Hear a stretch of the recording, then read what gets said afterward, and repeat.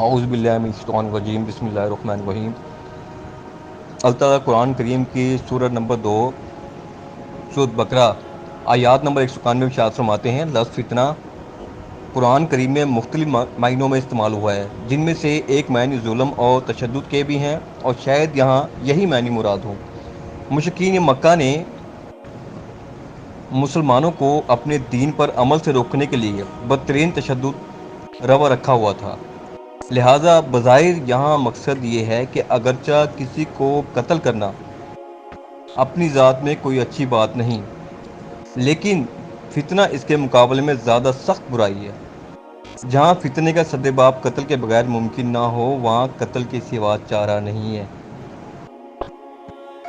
اللہ تعالیٰ اس آیات میں پہلے تو بتاتے ہیں کہ مشرکین مکہ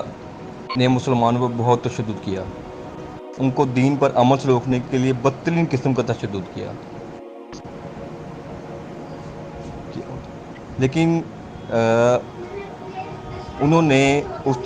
تشدد کو برداشت کیا۔ پھر اللہ تعالیٰ کے حکم پر جب حضرت صلی اللہ علیہ وسلم پہ آیات نازل ہوئی جہاد کے لیے، تو انہوں نے ان کے خلاف جہاد کیا اور فتح یاب ہوئے۔ اسی طرح یہاں بتایا جا رہا ہے کہ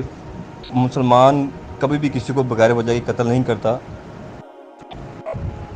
وہ صرف اسی بات پہ قتل کرتا ہے کہ جب دین کا معاملہ ہو،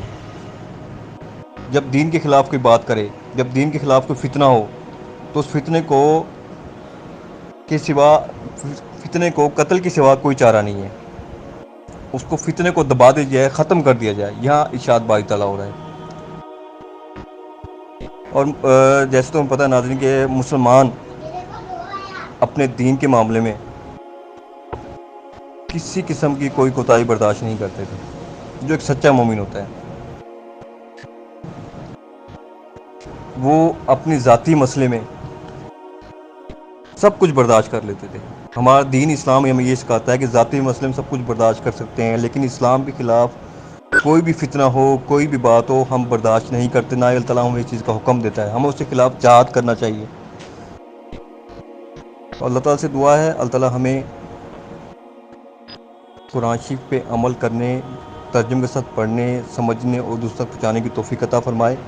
اور دین کو پھیلانے کی توفیق عطا فرمائے، اور اللہ تعالیٰ ہمیں پیارے آقا صلی اللہ علیہ وسلم کی سنت پر عمل کرنے کی توفیق عطا فرمائے۔ جزاک اللہ سب